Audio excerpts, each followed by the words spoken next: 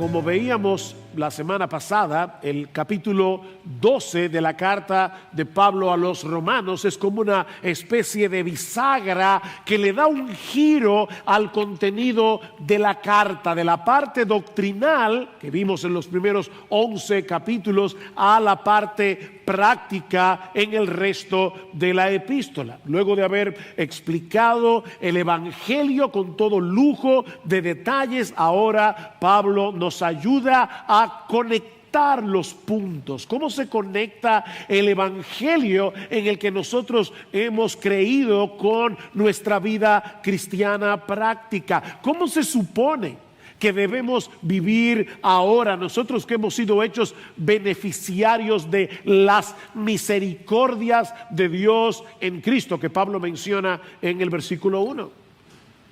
Mis hermanos, ¿cuál es la respuesta más razonable que podemos dar al amor que Dios ha derramado sobre nosotros de pura gracia, de una forma tan extravagantemente generosa?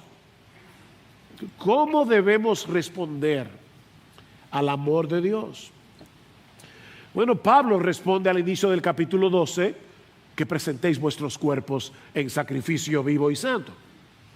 Ese es el culto razonable que los creyentes dan a Dios, no para ganarnos su favor, como hemos visto ya, sino porque fuimos favorecidos generosamente en Cristo, que nos dediquemos por entero a Él, de tal manera que todo lo que hagamos con este cuerpo, ya sea comer o beber, como dice Pablo en 1 Corintios 10:31, lo hagamos todo para la gloria de Dios. Aún esas cosas más cotidianas de la vida, hacedlas para la gloria de Dios. Ahora, los evangélicos usamos mucho esa expresión, para la gloria de Dios. Vamos a hacer esto para la gloria de Dios. Mis hermanos, ¿eso qué significa en términos concretos? Bueno, déjenme resumírselo por lo menos en 4 ideas. En primer lugar, que debemos ser intencionales en hacer todo lo que hacemos en obediencia a su palabra. Eso le da gloria a Dios. En segundo lugar, movidos por el amor a Él. Movidos por el amor a Él. Ese es el combustible. 3, con el propósito de que los atributos que adornan su carácter sean evidenciados a través de nuestras vidas. Y 4, que Él reciba todo el reconocimiento. Tú quieres que Él se lleve la gloria, que la fama sea suya, no tuya. ¿Qué dice el Señor Jesucristo en Mateo capítulo 5 versículo 16? Vosotros sois la sal de la tierra, vosotros sois la luz del mundo. Y dice que los hombres puedan ver vuestras buenas obras y glorifiquen a vuestro Padre que está en los cielos. Vean vuestras buenas obras y no te glorifiquen a ti, que Él se lleve el reconocimiento. Mis hermanos, eso es lo que significa en la práctica vivir para la gloria de Dios. Ahora, por supuesto, eso requiere de nosotros un cambio radical en nuestra forma de pensar. Un cambio radical en nuestro sistema de valores. De ahí lo que Pablo continúa diciendo en el versículo 2: y no os adaptéis a este mundo. El mundo no vive así, sino todo lo contrario. No os adaptéis a este mundo, sino déjense transformar mediante la renovación de vuestra mente, dice Pablo. Déjense transformar. Necesitamos permitir que la luz de la palabra de Dios ilumine nuestras mentes y corazones, despejando todas las mentiras con las que tú y yo llegamos al evangelio. La luz de Dios debe penetrar. Mis hermanos, nuestra forma de pensar es un elemento crucial en nuestra santificación. La santificación del creyente comienza en la mente.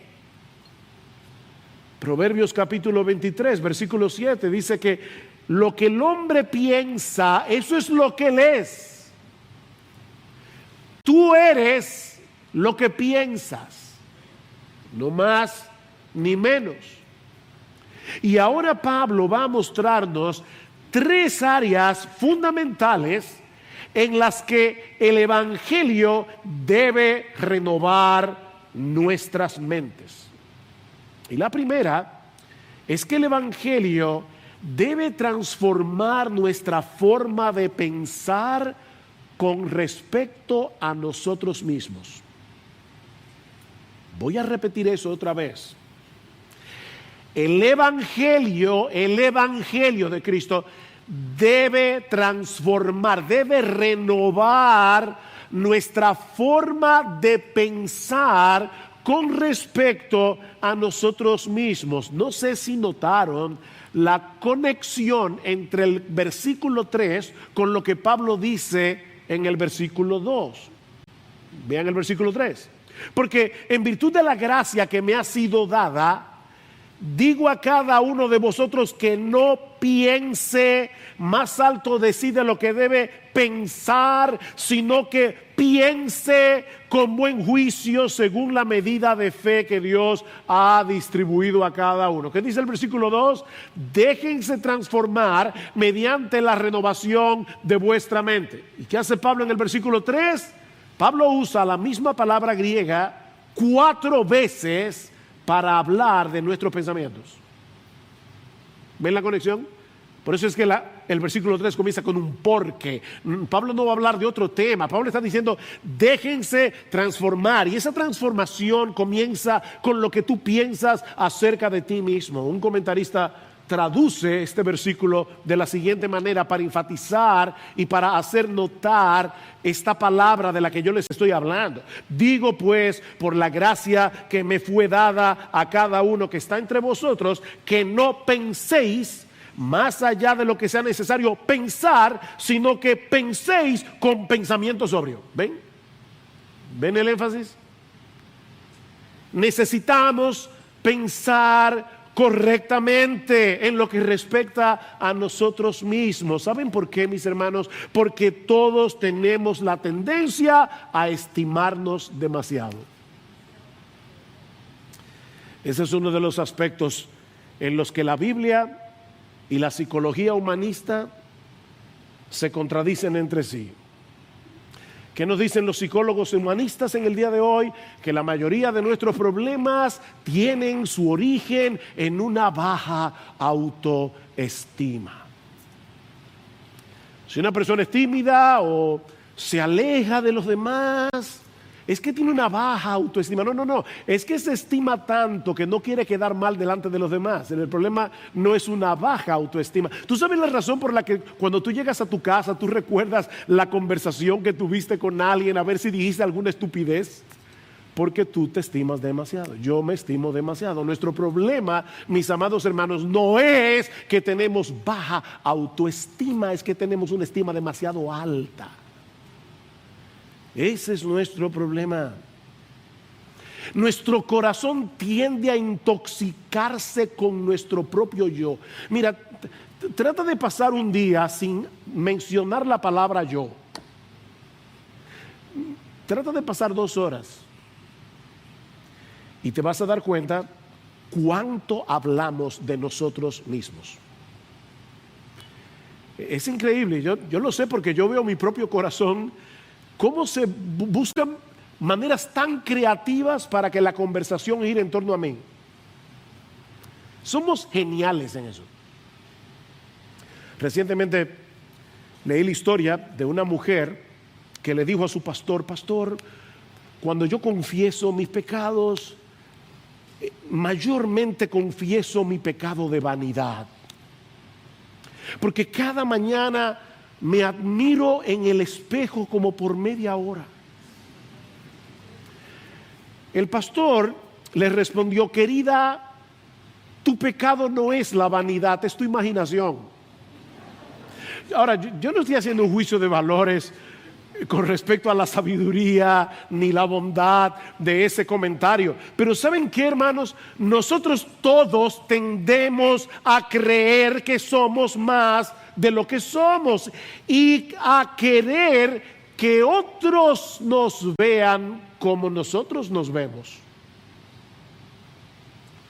Pero esa vanagloria, porque es una vanagloria, esa vanagloria es una total contradicción con el evangelio en el que tú y yo decimos creer. Mis hermanos, en el evangelio no hay lugar para la jactancia.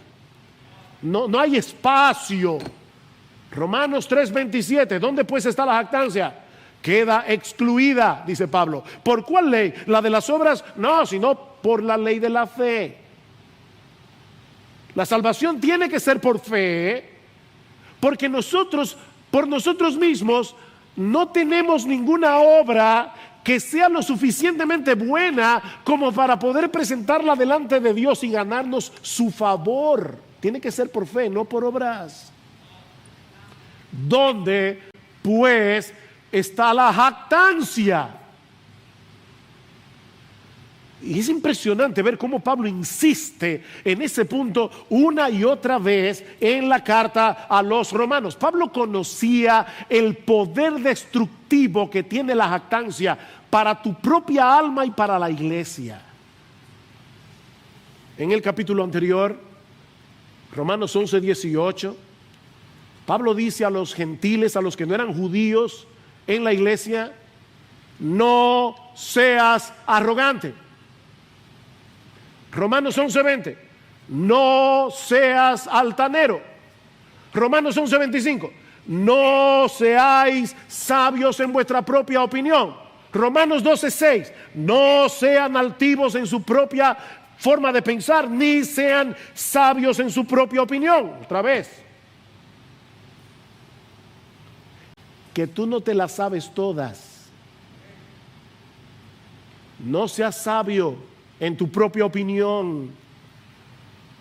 Mis hermanos, debemos recordar continuamente lo que el Evangelio dice acerca de nosotros mismos. ¿Qué dice el Evangelio acerca de ti y de mí? Que somos pecadores, que no merecemos otra cosa que la condenación del infierno. Y que si alguna capacidad tenemos con la que podamos servir a otros y hacer algún bien, es por la pura gracia de Dios. ¿Qué tú tienes que no hayas recibido? Pregunta Pablo en 1 Corintios capítulo 4 versículo 7. Y si lo recibiste, ¿por qué te glorías como si no lo hubieras recibido? Lo recibiste como un regalo de pura gracia. Y es interesante ver cómo Pablo se aplica esta enseñanza a sí mismo en el versículo 3. Noten el versículo 3 otra vez. Porque en virtud de la gracia que me ha sido dada, si tú vas, no ahora, luego a Romanos capítulo 1, versículo 5, te vas a dar cuenta que la gracia de la que Pablo está hablando aquí, de la que le fue dada, es la gracia de ser un apóstol. Mis hermanos, ¿qué oficio era más importante en la iglesia primitiva que el oficio apostólico? Ser apóstol era ya no se puede hacer otra cosa que más que ser un apóstol. ¿Y qué dice Pablo? Eso fue una gracia que me fue dada. Yo no me gané eso por ningún mérito. De hecho, Pablo insistía una y otra vez: yo fui un perseguidor, yo fui un abortivo. Yo soy, oiga lo que Pablo pensaba de sí mismo, yo soy el más pequeño del más pequeño de todos los santos, porque yo perseguía a la iglesia de Dios. Así que Pablo está diciendo aquí: lo que yo voy a decir ahora no es mi opinión personal, lo voy a decir con mi autoridad apostólica, pero ese apostolado es una gracia que me fue dada. ¿Y qué va a decir Pablo con esa autoridad apostólica? Digo a cada uno de vosotros. Eso los incluye a todos en la iglesia, aún a los pastores, a los diáconos, a todos los miembros, que no piense más alto de sí que lo que debe pensar, sino que piense con buen juicio, conforme a la realidad, según la medida de fe que Dios ha distribuido a cada uno. Ven, según la medida de fe que Dios ha distribuido a cada uno. Mis hermanos, aquí en la iglesia, todos fuimos salvados por haber creído en el mismo Salvador. Y esa fe que depositamos en el Salvador fue un regalo de Dios. Por gracia sois salvos por medio de la fe, y esto no de vosotros, pues es un regalo de Dios, no por obras, para que nadie se gloríe. La fe es un regalo de Dios. El hecho de que unos tengan más dones o dones más visibles que otros, eso no los hace superiores a los demás. Todos aquí somos simple y llanamente cristianos. Dios no tiene hijos favoritos en su iglesia. El único hijo favorito de Dios es Jesús. El hijo favorito del Padre, en quien Él tiene toda su complacencia, es Jesús. Y nosotros somos amados y apreciados por el Padre porque estamos unidos a su Hijo mediante la fe. Mis hermanos, eso elimina cualquier motivo de orgullo. Eso elimina cualquier motivo de orgullo. Si tú tienes dones, capacidades, eso no te hace un super cristiano, sino un simple cristiano con dones dados por Dios. Ahora, eso también elimina la falsa humildad. Esto es importante.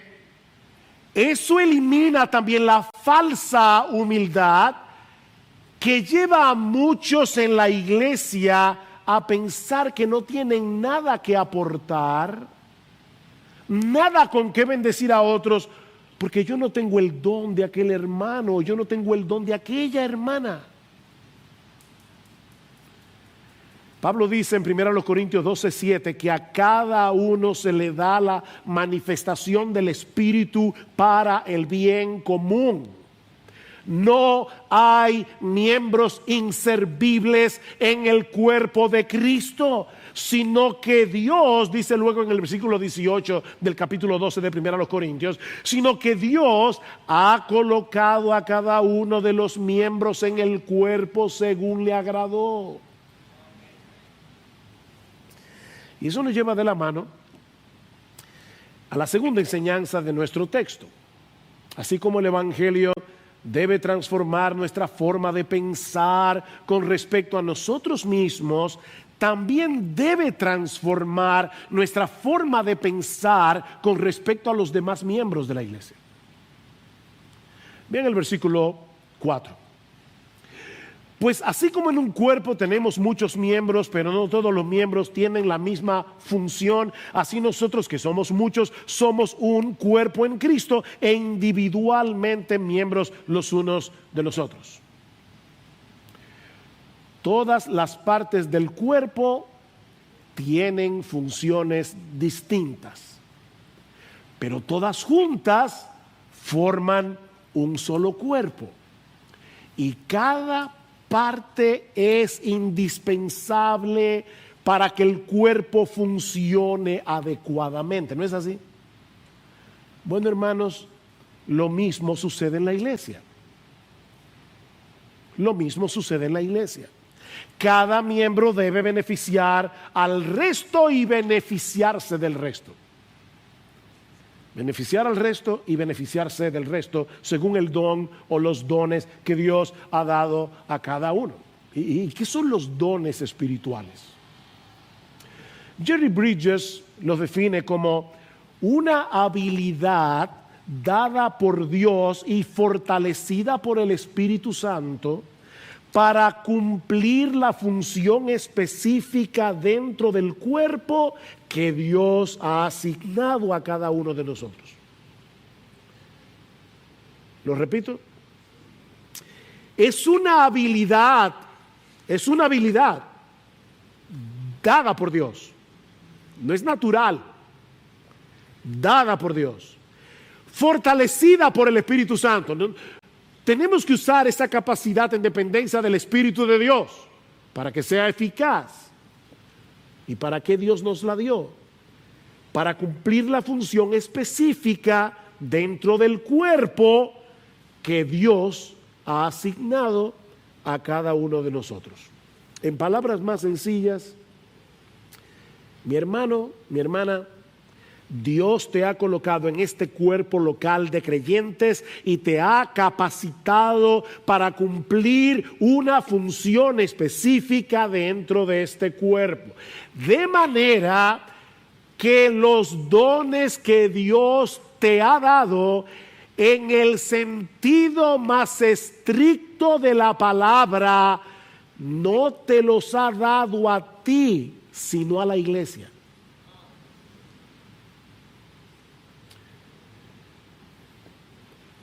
Mi hermano, mi hermana, tus dones son nuestros.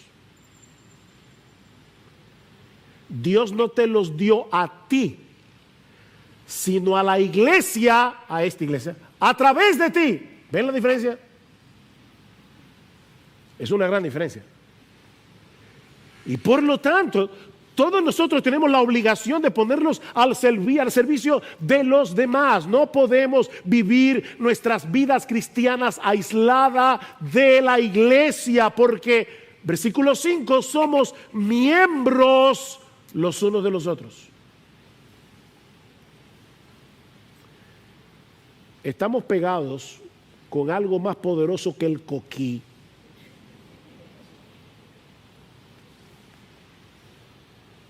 La sangre de Jesús. La sangre de Jesús. Y eso sí que requiere una renovación radical de nuestro entendimiento. Porque vivimos en una generación demasiado individualista. Demasiado individualista. Es por eso que hay tantas personas que dicen ser cristianas y nunca se hacen miembros de ninguna iglesia. Pudiendo hacerlo, porque hay personas que no son miembros de una iglesia porque no tienen una iglesia a la cual unirse. Pero esa no es la situación aquí.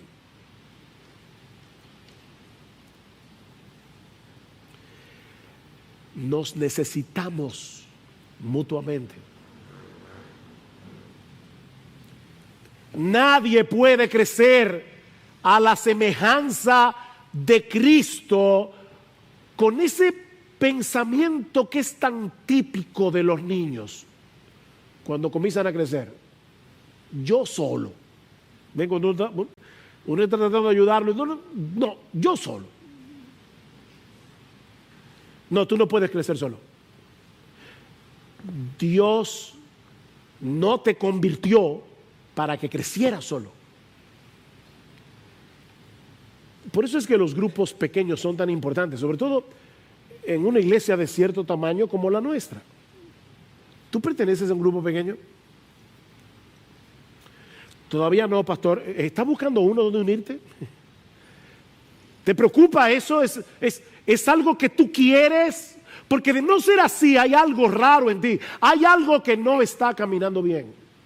No por no pertenecer a un grupo pequeño, sino por no pertenecer de alguna manera a un grupo donde tú cultives amistades significativas y edificantes dentro de la iglesia. Los grupos pequeños son una forma de hacerlo, pero no es la forma.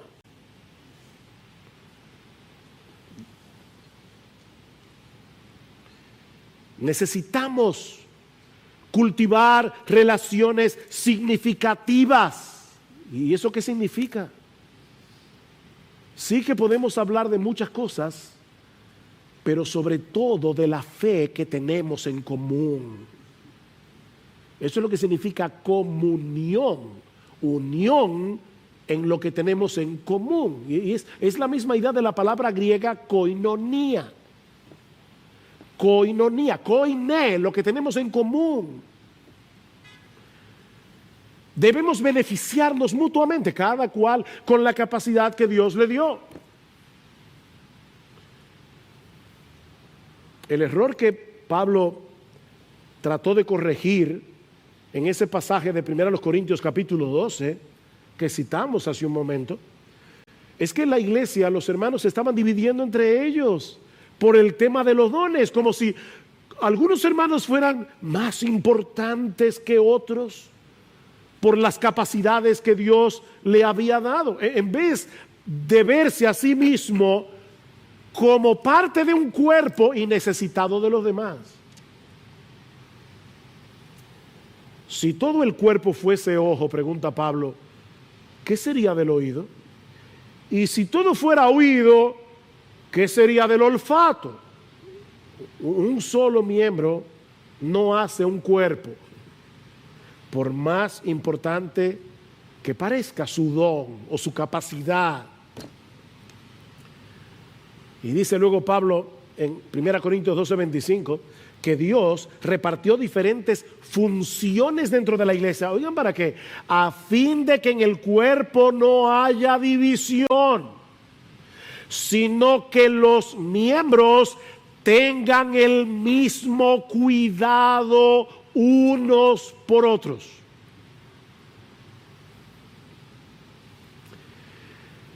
Niños, mi cabeza por sí sola, separada del cuerpo, ya no sirve para nada. No importa lo visible que sea mi cabeza. ¿Ustedes han visto una cabeza sola? Eso es horrible. La cabeza se ve mucho, pero no sirve para nada sin el resto del cuerpo. Y lo mismo sucede en la iglesia. No hay supermiembros aquí. Sin importar el don o los dones que tengas o la posición que ocupes dentro de la iglesia, todos juntos formamos un solo cuerpo con diferentes partes, con diferentes funciones, pero es un cuerpo. Por eso alguien decía que cada vez que un miembro de la iglesia se exalta sobre otro, es como si esa persona estuviera diciendo o pensando algo tan absurdo como esto: yo soy más importante que yo. ¿Ven el problema? Yo soy más importante que yo, porque todos somos una unidad. ¿Quién es más importante? Y en 1 Corintios 12 Pablo nos recuerda, oigan esto, que los miembros del cuerpo que parecen ser los más débiles, resulta que son los más necesarios. 1 Corintios 12:22. Ahora, ¿se dieron cuenta que Pablo no dice que esos miembros sean más débiles, sino que parecen? Los miembros que parecen más débiles. ¿Y por qué parecen más débiles? O en comparación con dones más impresionantes, parecen más débiles. Sin embargo, Pablo dice que resulta que ellos son los más necesarios. ¿Tú habías pensado en eso? No dice que parecen más necesarios, es que son más necesarios. Ellos parecen más débiles, pero son los más necesarios. Una iglesia no se sostiene por el trabajo del predicador. Él es el que más se ve el domingo, porque es el que se para aquí. Pero escucha esto, mi hermano, mi hermana: si el resto de los miembros de la iglesia no hacen lo que tienen que hacer en el resto de la semana, el cuerpo terminará atrofiándose. Entonces, ¿quiénes son los más necesarios? ¿Quiénes son los más necesarios? Aquellos que en la semana hacen cosas que probablemente no son visibles para la mayoría, pero sin los cuales el cuerpo como un todo no podría crecer. Efesios 4:11, Dios dio pastores a la iglesia ¿para qué? Para capacitar a los santos. ¿Para qué? Para que los santos hagan la obra del ministerio, para la edificación del cuerpo de Cristo, hasta que todos lleguemos a la unidad de la fe y del conocimiento del Hijo de Dios, a un varón perfecto, a la estatura de nuestro Señor Jesucristo. Todos juntos crecemos haciendo cada cual lo que tiene que hacer. De paso, eso quiere decir que la misma responsabilidad que yo tengo de estar aquí predicando, esa es mi función, la misma responsabilidad que yo tengo de estar aquí predicando es la que tú tienes de estar aquí escuchándome. A menos que una causa de fuerza mayor te lo impida.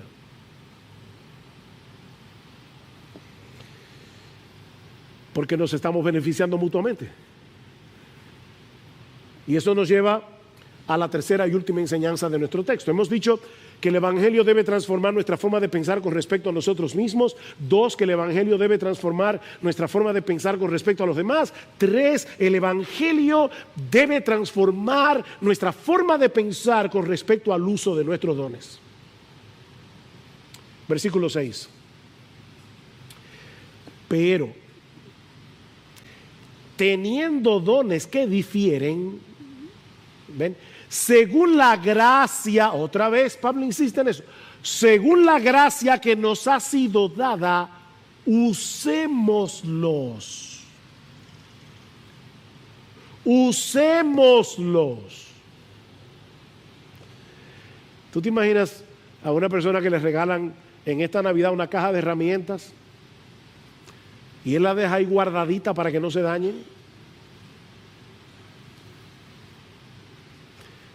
No, te regalaron esa caja de herramientas para que la uses. Es como los que compramos de esos equipos para hacer ejercicio y terminan de perchero en la habitación. Mira, comprar una máquina de hacer ejercicio no ayuda, no rebaja, no ayuda a la salud. No es comprarla, es usarla. Usémoslos. Y es una palabra que insertan los traductores para hacerle sentido a la idea que Pablo está tratando de transmitir. En el caso de los dones, úsalos no para tu propio beneficio, sino para beneficio de los demás. Ustedes se imaginan a un hermano al que Dios le ha dado el don de enseñar, así que él todos los días se para frente a un espejo y se enseña a sí mismo. Él es el maestro y el alumno. El único alumno que él tiene es él. Eso es absurdo. Bueno, mi hermano, Dios te colocó en este cuerpo para que beneficies a los demás y te beneficies de los demás.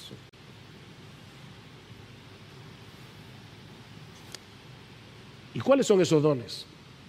Bueno, Pablo menciona 7 en este pasaje, pero esa lista no es exhaustiva. De hecho, hay otras listas de dones en el Nuevo Testamento, 1 Corintios 12, Efesios 4, 1 Corintios de Pedro 4, agrupa los dones en 2, los dones de hablar y los dones de servir. Pero esas listas apenas contienen una muestra, es un muestrario del tipo de capacidades que Dios reparte entre los miembros para beneficio de la iglesia. Así que yo no voy a considerar cada uno de estos dones a profundidad. Voy a limitarme a dar un vistazo general de las capacidades que Pablo menciona en esta lista. Y la primera es el don de profecía, que en el Nuevo Testamento, en la época del Nuevo Testamento, consistía básicamente en el hecho de traer revelaciones espontáneas de parte de Dios a la iglesia. Y de paso, este don rara vez estaba relacionado con predecir el futuro, muy rara vez, como pasó con Ágabo en el libro de los Hechos, que le dijo a Pablo: vas a ir a Jerusalén y vas a ser atado. Pero eso rara vez pasaba, por lo menos por lo que vemos en el Nuevo Testamento, sino que el don de profecía más bien estaba relacionado con situaciones particulares que se daban en una iglesia local y que requerían de una guía de parte de Dios. Como el Nuevo Testamento no estaba completo, ese don era extremadamente importante. Pablo dice en 1 Corintios 14:3 que el que profetiza habla a los hombres para edificación, exhortación y consolación. ¿Ven cuál era la razón primordial del don de profecía? Habla a los hombres para edificación, exhortación y consolación. Una vez que el Nuevo Testamento se terminó de escribir, ¿con qué ahora nosotros edificamos, exhortamos, consolamos? Con lo que dice aquí en este libro.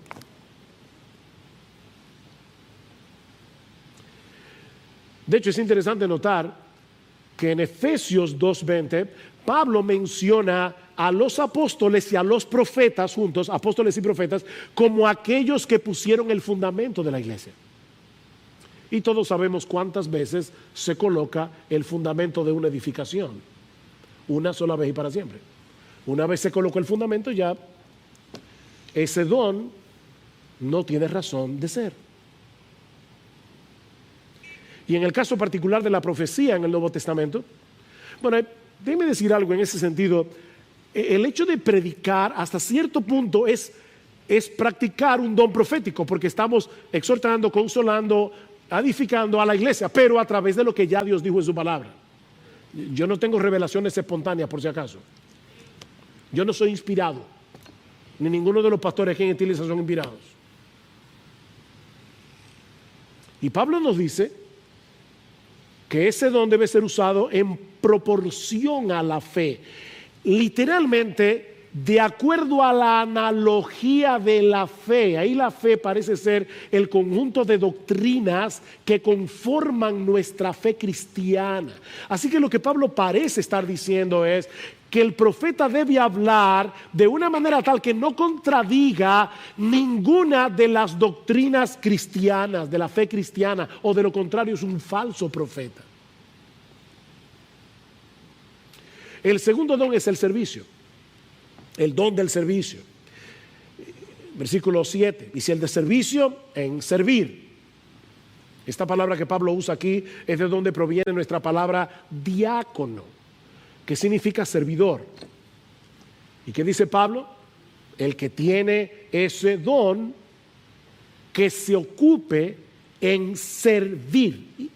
Y alguien puede decir, obviamente, si yo tengo el don de servicio, ¿para qué debo usarlo? Para servir. Pero no es tan obvio como parece, porque yo puedo servir en la iglesia para llamar la atención sobre mí, no necesariamente para beneficiar al otro. De Pablo está diciendo, tú tienes el don de servicio, úsalo para servir, no para hacerte famoso, no para que la gente diga, wow, que este hermano, no, úsalo en servir. El siguiente don de la lista es la enseñanza, es decir, la capacidad de transmitir a otros con precisión y con claridad la verdad de las Escrituras. El que tiene ese don, busca maneras de enseñar, ya sea si tienes la oportunidad en la iglesia, en el púlpito, pero hay muchos contextos en los que podemos enseñar. Luego Pablo menciona la capacidad de exhortar, y me encanta esta palabra parakaleo, porque significa alguien que es llamado para colocarse al lado de una persona que está en problemas, al lado de una persona que está en necesidad. Y Él está allí para animar, Él está allí para consolar, Él está allí para aconsejar. Yo doy tantas gracias al Señor por los hermanos y hermanas de esta iglesia que tienen ese don. Una capacidad para animar a otros. El siguiente don que Pablo menciona es el de dar.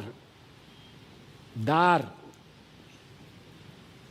La capacidad de desprenderse de lo suyo para ayudar sobre todo a los más necesitados. Y Pablo los anima a que lo hagan con liberalidad, es decir, que sean generosos. Que sean generosos. Luego están los que presiden. Es decir, aquellos que ejercen algún tipo de liderazgo en la iglesia.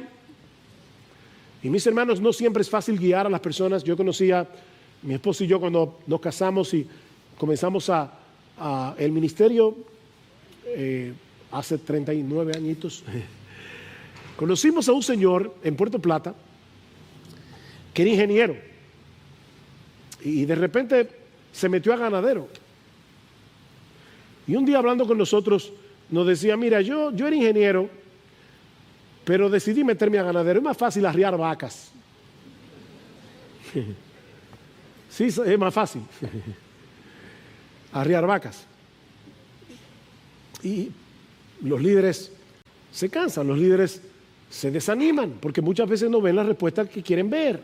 Y yo creo, sospecho, que tal vez es por eso que Pablo los exhorta a hacerlo con diligencia o hacerlo con esmero. Sí, yo sé que no es fácil, pero hazlo con esmero, hazlo con diligencia.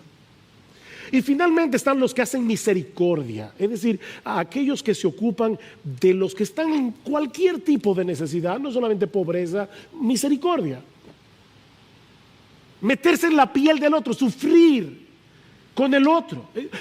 Fíjense, hermanos, que en cierto modo los dones hablan de capacidades que en cierta manera todos debemos ejercitar. Lo que pasa es que unos lo van a hacer mejor que otros porque tienen ese don, tienen esa capacidad, porque todos debemos ser misericordiosos, pero hay hermanos que tienen el don de hacer misericordia.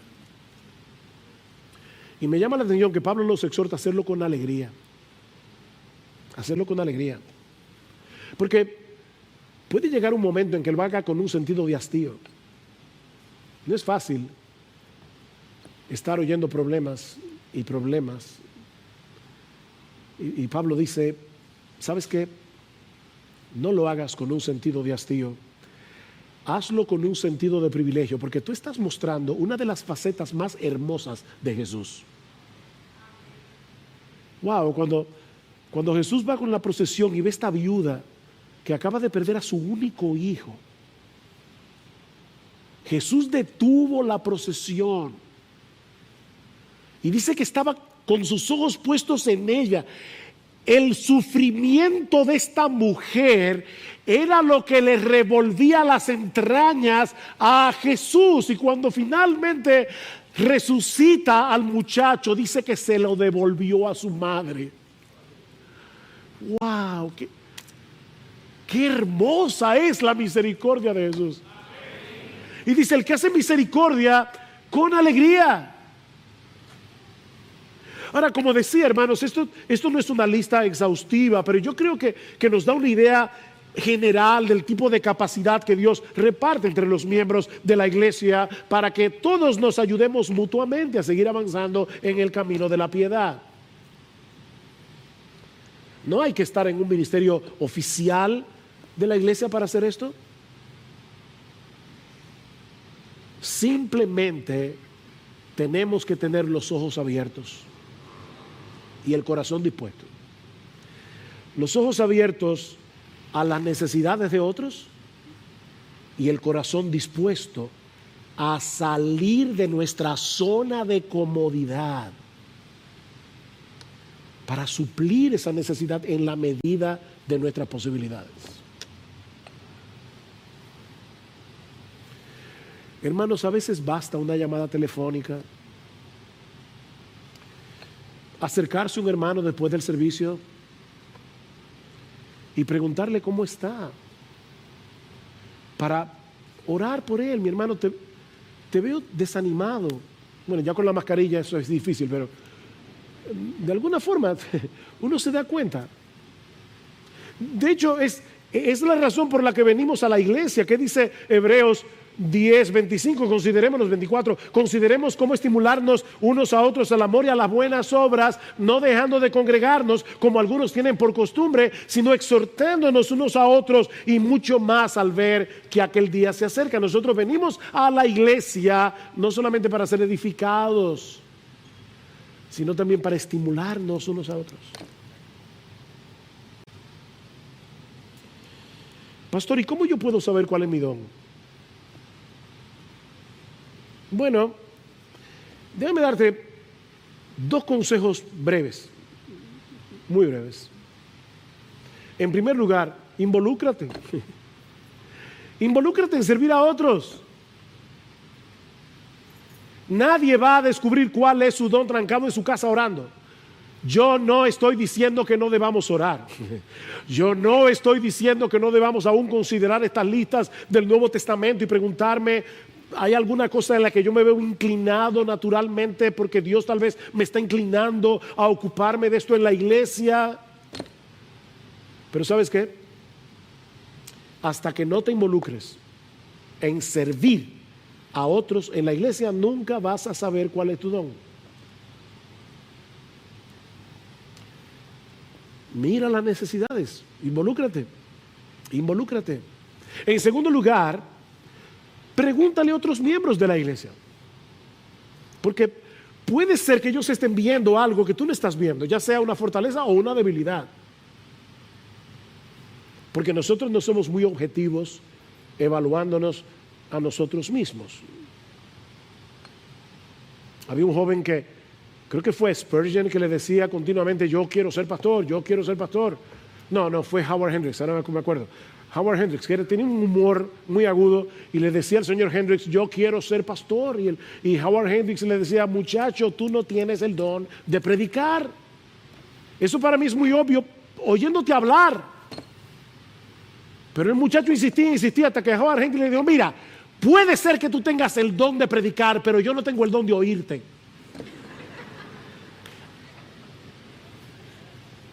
Otra vez, yo no estoy evaluando aquí la bondad del comentario, pero el punto es que los demás nos ayudan a ver lo que nosotros no vemos de nosotros mismos. Ahora, antes de concluir, porque hoy tenemos la Cena del Señor, permítanme ahora muy brevemente conectar la enseñanza de este pasaje con la Cena del Señor. Cuando yo me di cuenta que Romanos 12, 3 al 8 coincidía con este domingo en el que íbamos a celebrar la cena, yo lo vi como algo providencial. Por eso no cambié el texto. Porque al participar de la Cena del Señor, no solo recordamos la muerte de Cristo a nuestro favor, sino también la unión que los creyentes tenemos unos con otros por causa de nuestra unión con Cristo. Él es la cabeza, nosotros somos el cuerpo. Es por eso que esta ordenanza no debe llevarse a cabo a nivel individual.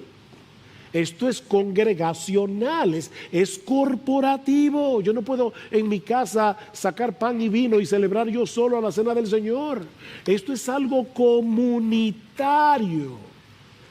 Es por eso que Pablo dice en 1 Corintios 10, 17, que así como el pan que partimos es uno, nosotros que somos muchos somos un cuerpo, pues todos participamos de aquel mismo pan. ¿Ven lo que el pan debería recordarnos? Y yo sé que por un asunto de práctica, nosotros aquí no traemos un pan, ¿verdad?, como de 10 metros y lo partimos aquí. Ya el pan viene partido, pero la simbología sigue presente. Nosotros todos comimos del pan de vida y eso nos conecta unos con otros. Es por eso que es en el contexto de la celebración de la Cena del Señor que Pablo dice en 1 Corintios 11, 18, cuando os reunís como iglesia, ven, cuando os reunís como iglesia, practiquen la Cena del Señor de esta manera. El propósito primordial de esta ordenanza es hacer memoria de la muerte de Cristo en la cruz, obviamente. Ese es el propósito fundamental de esta ordenanza.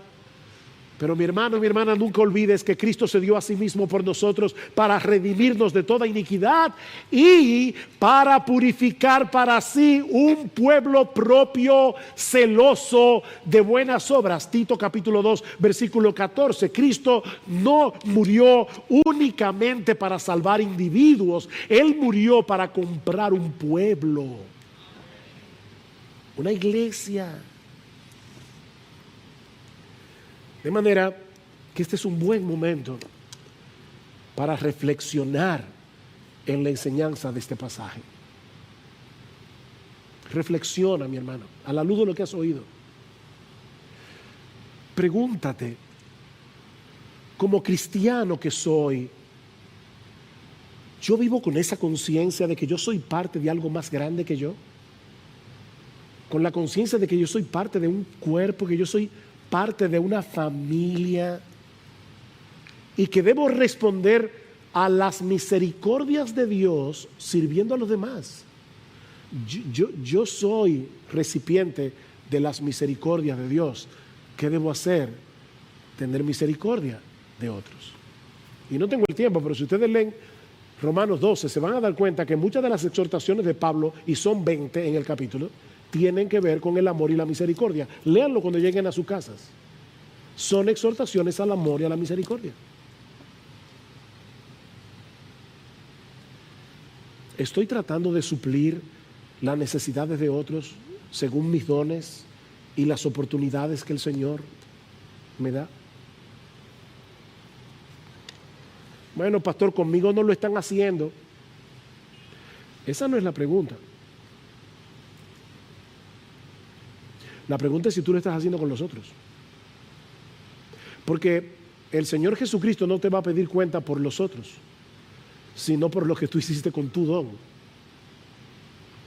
No estés pendiente a lo que otros hacen por ti. Esa frase de Kennedy, que se la copió a Gibran, y donde le decía, no preguntes lo que Estados Unidos puede hacer por ti, pregunta lo que tú puedes hacer por los Estados Unidos. Pero no preguntes lo que IBCJ puede hacer por ti.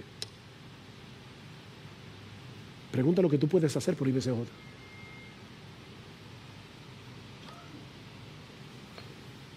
¿Me estoy aislando de los demás? Tal vez porque he sufrido decepciones en la iglesia. Déjame decirte, vas a sufrir decepciones.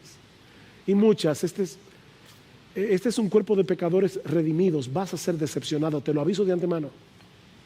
Vas a ser decepcionado muchas veces.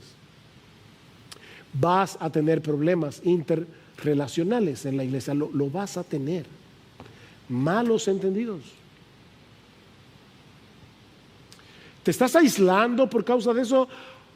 ¿O estás viendo esos mismos problemas como parte de las cosas que Dios usa para pulir tu carácter y para pulir el carácter de los demás? Hierro con hierro se aguza, se pule en el roce.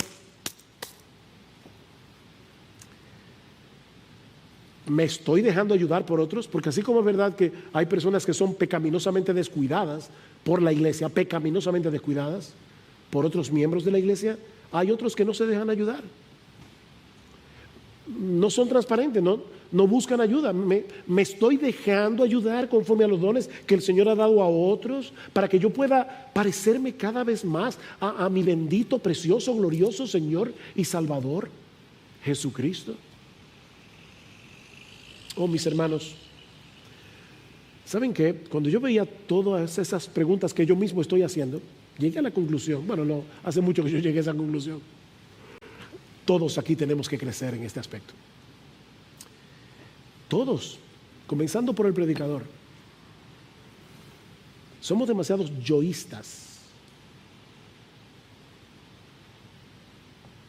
Pero este es un buen momento para pedir perdón en las cosas que tú has identificado. Señor, yo he pecado en esto.